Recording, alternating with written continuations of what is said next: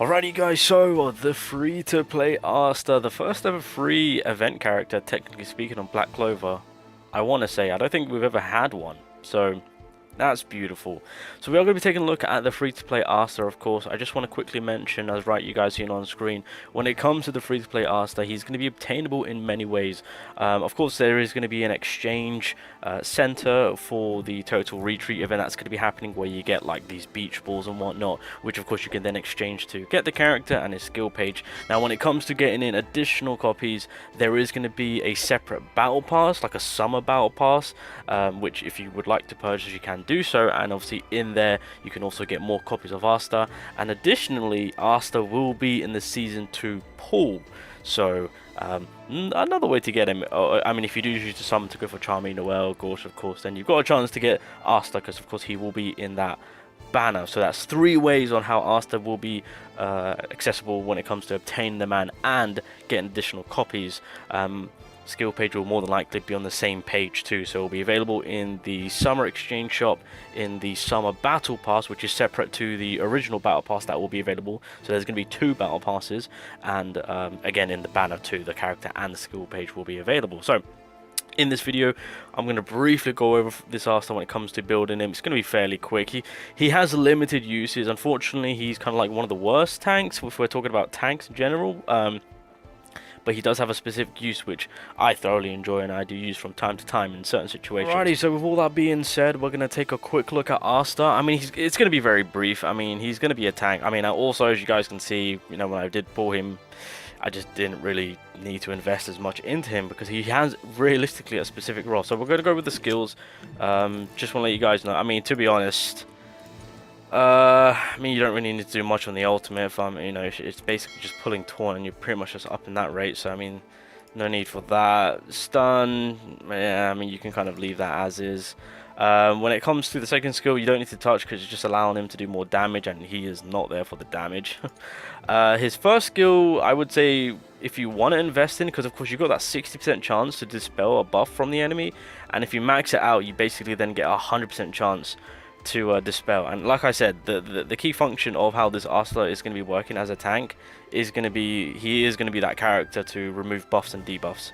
So that's going to be the main role. So I mean, I would say, I mean, clearly I haven't invested because I mean there's no need to. If I'm being honest, you really don't need to do much with this Asta when you do pull him, if I'm being completely honest.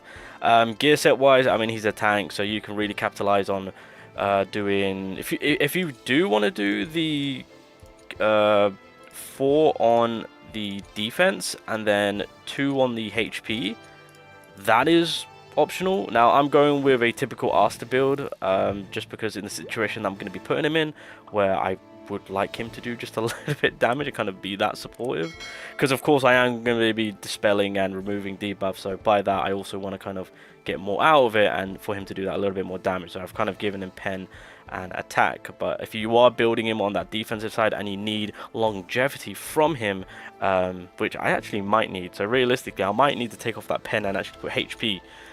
That might be beneficial from what I'm about to do, so I might switch that up. Yeah, I might do that. So that's one thing, and again, if you do want to get damage out of him whilst tanking, that's also an option. Again, if you want to, you can double up on defense on both ends, right? 2 gear. I would honestly, you know, make sure you got your defense, and then from the small square bar, you got the attack coming in. So as you guys can see, I'm kind of making sure that my defense is high up there. Again, with that final gear slot left over, if you've got a gear that can give you defense, then that's beautiful. Also, before I forget, obviously with the sub stats, I mean, I would say focus on obviously defense, accuracy, damage resistance. Yes, we're loving those. I mean, of course, throw in their attack. Just keep them bulked up, of course, and then obviously at the end, just kind of tap into that attack side of things, of course, just so that he kind of helps out whenever. I mean, same things with the, I mean, yeah, with the accessories. Once you get there, of course, if you are able to just kind of stack up on the defense. So that, you know, there's just survivability. It's fairly simple with this Asta. I mean, again, there's not really much going into him. Just essentially, he's there for survival, so that way you can utilize the dispelling of buffs on the enemy side and debuffs on your side. That is going to be the main function. He does have stun, so if you can make good use of that, then that is an option, unless the boss or whoever you fight against doesn't get stunned, then ripperoni on that part. But that's basically how you really realistically are looking to kind of build this Asta. Alright, a little bit of attack and then survivability. We'll take it. As for the talents, again, fairly simple. I would say, honestly, just stick with the attack and damage dealt. I mean, if you want to put crit into him, then I guess you can do so, but I tend to just stick with the attack and the damage dealt. Defense, fairly simple, just keep the 20%, and then obviously the defense plus 4% and crit resistance. That's going to be very nice. And then for the support, realistically, you want to keep the damage resistance in, and then from that point on, you can opt out to either have the second skill, having an RNG, which is at 20%, which is, I mean, if that does come in clutch, then that's going to be super helpful, because obviously his second skill is where he can remove debuffs on your side. And of course, if you do have skill page, it then gives him immunity, which is around, or invincibility, there we go. Or if you want his ultimate, which honestly, his ultimate is just basically pull and taunt, so if that's what you want, then fair enough, but I typically stick with damage resistance and then the 20% on the skill 2 cooldown. So if RNG's on my side, then we are ready to rock and roll.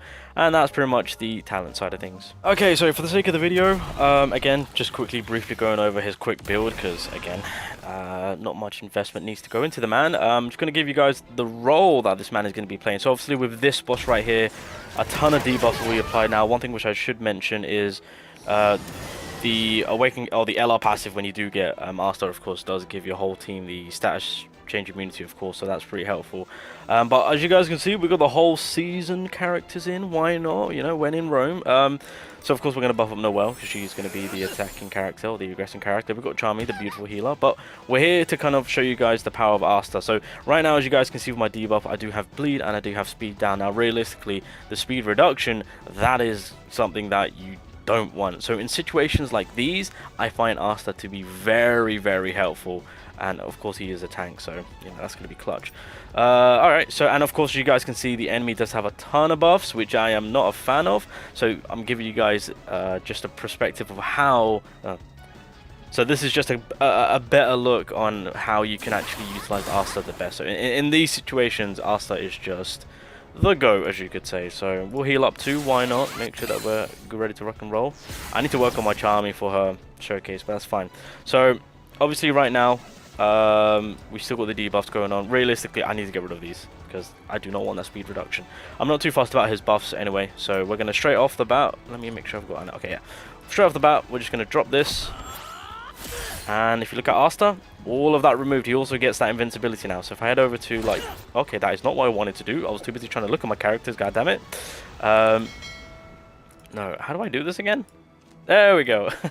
So yeah, the debuffs are all gone. Asta has taken one for the team. And then obviously the enemy doesn't have any more buffs, so we can now just kind of capitalize on this. 76k. Do I still have my... Oh, I think I've got my PvP gear set on my Noelle. Oopsie. Okay, that's fine. Because I've got the speed gear on her. Oh, God. That's fine. Okay, so we'll just continue on going. Get a little bit of HP, survivability, that continuous healing. Very, very nice. And then, unfortunately with this boss, he does AoE. But I think another clutch thing about the single target, oh sorry, the ultimate, is that of course pulling taunt, so that way you can keep Asta being the focus point, protecting your whole team. So he really is just that team player when removing debuff, making sure he's the focus point for the enemy, if the enemy does have single target attacks, of course. So I mean, obviously I would say the other things are better, but there are uses for this Asta. And the fact that he's also free to play, that's insane to me that they're doing that.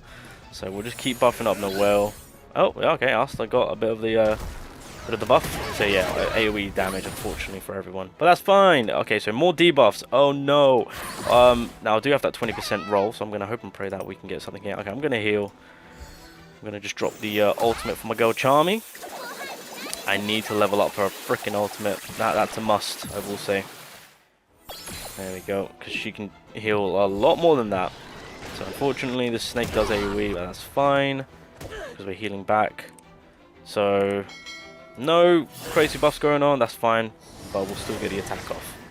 Alright, so you guys getting the idea. So right now, I don't know, so we can actually fortify, so we'll do that. We'll get Gorsh going in. Give us all those buffs, we'll take that. Enemies coming in with their attack, we'll keep our protection up. Look at that, beautiful.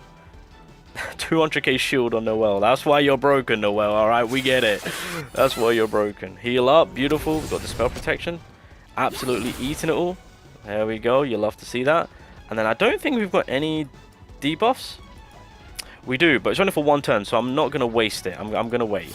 So we're just going to go for the casual attack. So yeah, damage output, I mean, he's kind of keeping it with how tanks are doing damage, right? It's very, very, very poor, but that's, you know, kind of expected. We'll keep going, buffing. There we go. Obviously, we want the world to be the main aggressor here. And we should be able to eat all of this. Absolutely fine. Get the counter hit. So now we've got some issues here that we need to, well, mainly we want to get rid of the speed, right? Because of course we want the speed advantage. And of course that big attack right here is on a bit of a timer. Again, just putting myself in the better situation here. Don't think I've got any debuffs that I need to worry about. I mean, I could take care of that.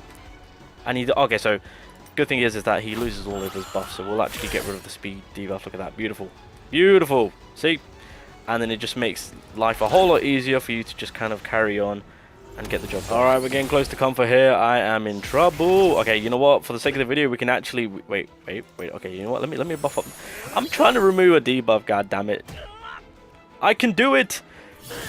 I removed the speed! Hallelujah, we did it. Oh god, wait, we might... Wait, Charmy, can you... Oh god, this is gonna hurt.